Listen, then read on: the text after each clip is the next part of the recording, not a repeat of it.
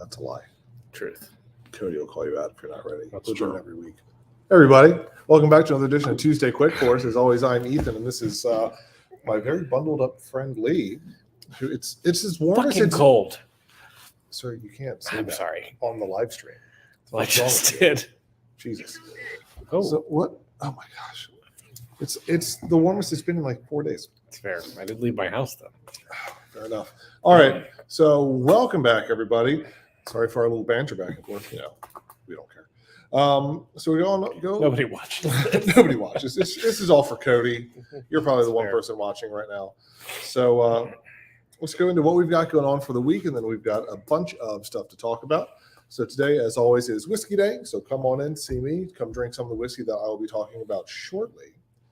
So don't show it yet. I know. All right. Watching it. Wednesday, we have Quizzo with Dan. So that'll be approximately 6:30 right here in the tap room. So make sure you come in, grab a seat, get a spot. It's a really, really fun night. Everyone always has a really good time, and you play for beer and shots. So, hey, nothing's wrong with that. Let's see. Friday this week for music, we have Christopher Dean. I didn't put that. You didn't put that on there. So what was that about being ready? I know. Yep. Nope, you're not. Look, Good job. look what I can do. Boom. Done. Hey, I was just saying. Do it that way. Okay, cool. So Christopher Dean is playing on Friday from 7 to 10. He'll be in the front of the tap room. And then on Saturday, we will have some adjusted hours that day. So we are open from 12 to 6 to the public. We'll be shut down for 2 hours to kind of do a reset and a setup. And then from 8 till 1 a.m., we are having a very Mug Club New Year. Cool name. Thanks, Rachel. So that is a private event for Mug Club members. You are allowed to bring a +1. So make sure you come on out and do that. If you're a Mug Club member, you'll have me and Frankie behind the bar. So it should be a fun night. I promise we won't kill each other. I can't say that. Let's see. That's kind of the long and short of what we got going on for the week. So then coming up, There he is. hey, we'll watch We'll later. watch You later. can go suck a dick, Cody. Go ahead. Wow. I don't care. That's hurtful. Yeah. So let's see. So coming up next month, give you a little preview on the whiskeys that we have coming up. We're going to be featuring Rabbit Hole next month. Very, very good whiskey bourbon that we got to try this year down in Kentucky. We went down for Lee's belated bachelor party. So make sure you stay tuned for which ones we have coming up for those Tuesdays. Let's see. Other fun stuff. All right. So we will be having, after the turn of the year, an adjustment to our store hours. Just so you know. There it is. So we will be closed Sunday, or we'll be closed Sundays and Mondays. You can't see the important You part. can't Hold on. see the- Boop. There we go. So we close Sundays and Mondays now. Tuesday, Wednesday, and Thursday, same hours at 3 to 9. Friday and Saturday, same hours, 12 to 11. So the only big change is we will be closed Sundays. John Downs, I know you're not watching this, but you can drink at Lee's house moving forward. So you live next to each other. Yeah, You it's can do fair. that. He's the one that's going to be put out. And the me and Wellman's will go out for lunch or something. We'll see. So that's kind of the fun stuff. If you haven't gotten your tickets yet, if you just decide that you would like to go out and do something either tonight or tomorrow, you can go see The Wizard of Oz over at the Wilmington Drama League, directed by Lee's lovely wife, Christy. And it is a really fun show. Make sure you go out and see it if you haven't. And the last two performances, like I said, are today and tomorrow. At what times? 8 o'clock tonight and 2 o'clock tomorrow. There you go. Look at that. Go see a show. Good times. Weather this week is warmer than it was over the weekend. Still cold. So it's not that bad. Today's a high of 40. Tomorrow's 45. Then it goes 48, 51, 51. It keeps kind of climbing up. So for some reason, we're back in springtime, even though it's the middle of January. So cool. And Lee, did you know? Probably not. Probably not.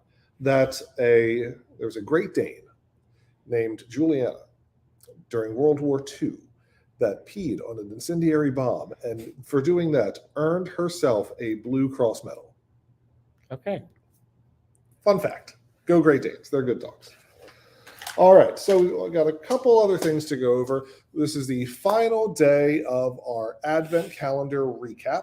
So we will be going over the last four beers that you would have tried if you had purchased a Elk River Brewery beer Advent calendar.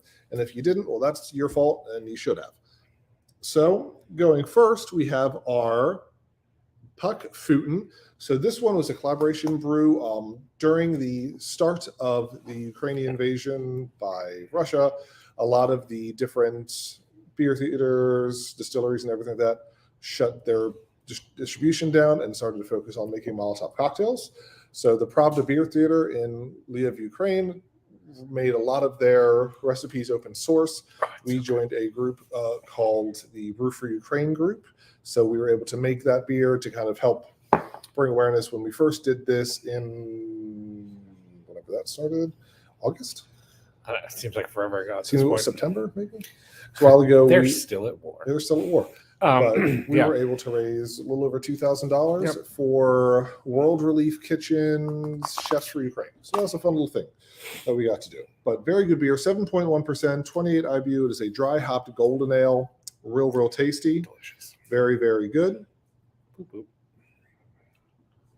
boop. So the next is the Sassafras Saison, which I didn't have on tap. So we're drinking the Octorara Red, Like, but we're going to talk about it. I it's like poured that. one. This looks different. Yeah, that's not the right color, but Okay, we didn't have it on tap yet because it's underneath something else that hasn't kicked. so We're drinking the red. We're gonna have a beer with you guys, but the Sassafras Saison, older recipe for us. It is a farmhouse style ale, 6.5%, 23 IBU. So hopefully that will be on soon. I think it's under the half. Okay. Go with it. Hey, I can only do so much with what I've got. Next is the Orange Ginger White IPA. So that one is a lovely. So it's a white IPA, so it's not hazy. It's really good. You get a nice ginger up front with like kind of orange mixes in, sticks with it the whole time. It is a Pilsner and wheat style beer. Very, very good.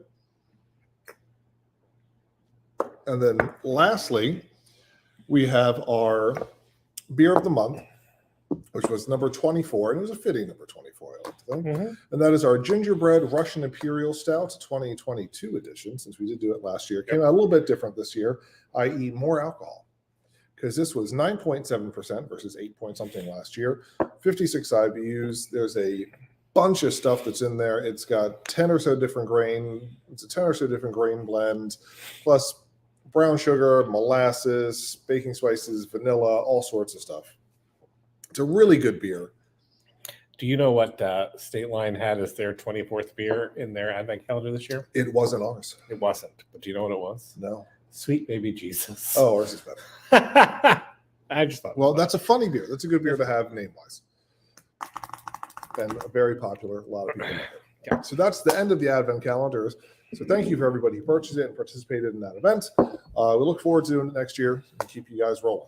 So the last thing we have to talk about before I have to rush around the bar and open it up for the day is the bourbon of the day. So this one is the Old Forester 1870. It's the last in our Old Forester series that we're doing. It is their original batch, which the founder of it started brewing on Whiskey Row in Kentucky in 1833. Not 70.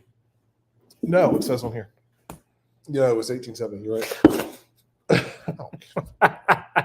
I remember seeing 322 West Main Street. That's where my confusion was. I'm so sorry, everybody.